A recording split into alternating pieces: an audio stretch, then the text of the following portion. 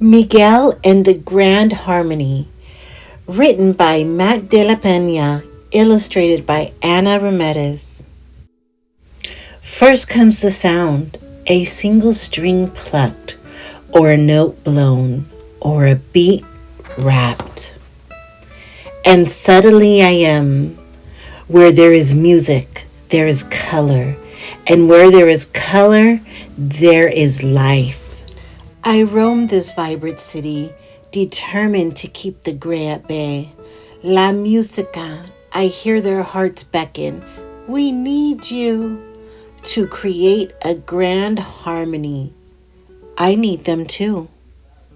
Here I am tucked inside the buzz of wedding bells, the band shifting into ballad, and every hand linked around the glowing bride and groom.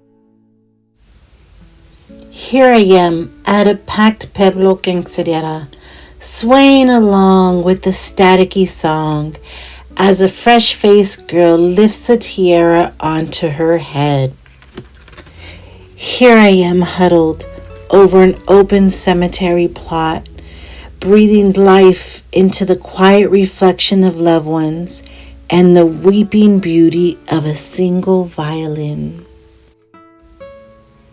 Today, I fall upon a trio of musicals tuning their instruments. They laugh from their bellies and wave to pass-bys.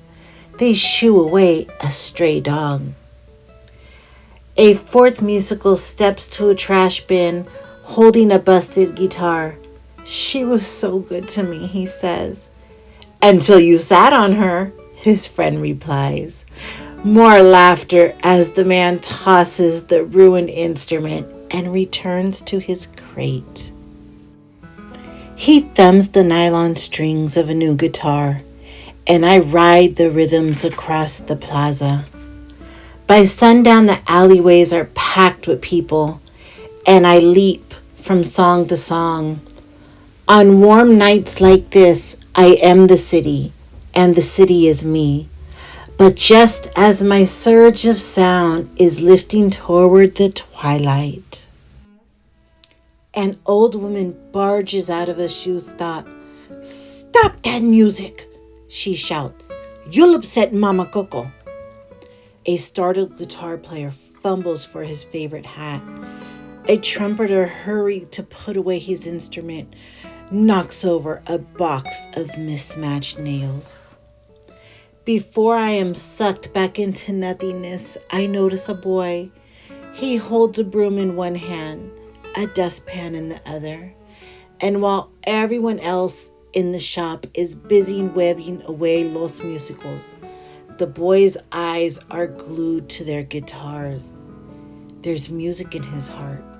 He turns to look for me, but I'm already lost into a colorless void. The following morning, I rise with the crowing roosters and race from place to place, but all day my thoughts keep returning to the boy. I abandon a flock of songbirds to follow the thumbing paws of a trotting dog. Halfway down the alley, I pause to peer inside the window of the shoe shop, but the boy isn't there. I sigh and watch his family busy making shoes. There is a kind of harmony about their rhythmic work. They are doing what they love. I'm about to retreat into the whistling wind when I hear a faint rustling coming from above. I climb these subtle sounds like a rope up to the roof, where I discover a secret attic. Inside, the boy is moving around the antenna of a tiny TV. I redirect his radio waves so that an old musical performance comes in clearly. The boy stares, transfixed. Then he pops a tape into an old VCR and hits record. He picks up his broom and holds it like a guitar, moving his fingers along invisible frets. When the song ends and the crowd begins to cheer, The boy rewinds back to the music. Miguel! A man calls out from below. Ya vete comer. The boy stops the tape and covers the TV and hurries out of the attic for dinner. The following day, I trail him into the plaza, where a band of street musicians is performing. Dante, vámonos, he calls to his dog, and the two of them wiggle their way to the front. This close to the music, the boy's face comes alive. He belongs to the sound. But just as I'm about to whisper my name into his ear, his abuelita appears. She shoos away the strays and pulls the boy back through the crowd by his elbows. Mijo, stay away from the mariachis, she tells him. I know, but do you want to upset Mama Coco? He shakes his head and follows her back to their shop. Sometimes the whole world can seem like a misplayed note. Sometimes color fade and smear. I sulk inside a nearby cafe where an old man plucks my sadness on a retired recuento. I remember another boy from long ago.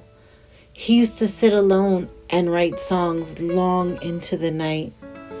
And when he became a man, he sang lullabies to his baby girl. I'll never forget the bright colors emanating from their eyes. That is why I am here. I picture the boy from the shoe shop again. La musica exists in the heart of humans. If I can't lead this child to his passion, then what is my purpose? I am pulled out of my thoughts by the stray dog who's sniffing around the floor by my feet. That's when it occurs to me. I don't have to do this alone. I bend to whisper a new plan into Dante's ears. The next morning is crisp and cloudless and smells of destiny. As soon as Dante senses my presence, he tears the broom out of the boy's hands and takes off. He races through the alleys into the plaza and up to the trash bin where he barks and howls and paws at the side. Dante! The boy shouts out of breath. What's wrong? And then he sees it. During his shift at the shoe shop that night, I wrap my arms around a pair of cackling cotoras until the boy comes out to investigate. The birds scurry, but not before the boy has discovered the scattered nails. He slips them in his pocket, sensing he's not alone. Over the next several days, I track a light hammering back up to the attic, where the boy is repairing the guitar. When he finally gets it fixed, he flips on the video and maneuvers his fingers like the famous singer. That weekend, the boy sneaks his stringless guitar past the shoe shop and heads for the plaza. He sits on an empty bench beside Dante and dreams of performing for a crowd. It takes all my strength to summon a great gust of wind that whips a musical's hat right off his head. The man gives chase, although the crowd plaza they go until he crashes into the boy. El Musical studies the familiar guitar. He studies the boy. Then he reaches into his bag and hands over his last set of strings. Play what's in your heart, he says. The boy nods and looks down at the strings. All he can see is his family. Before going to bed that night, he strings his repaired guitar and tunes it and positions his fingers along the fretboard. He glances down at Dante, then looks up at his homemade ofrenda. His heart thump, thump, thumping inside his chest. He takes a deep breath and strums his fingers gently across the nylon strings.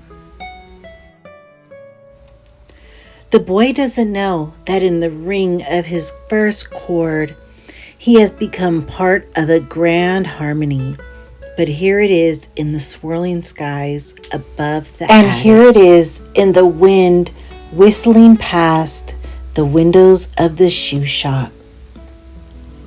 And here it is in the warm expression of his Mama Coco's face.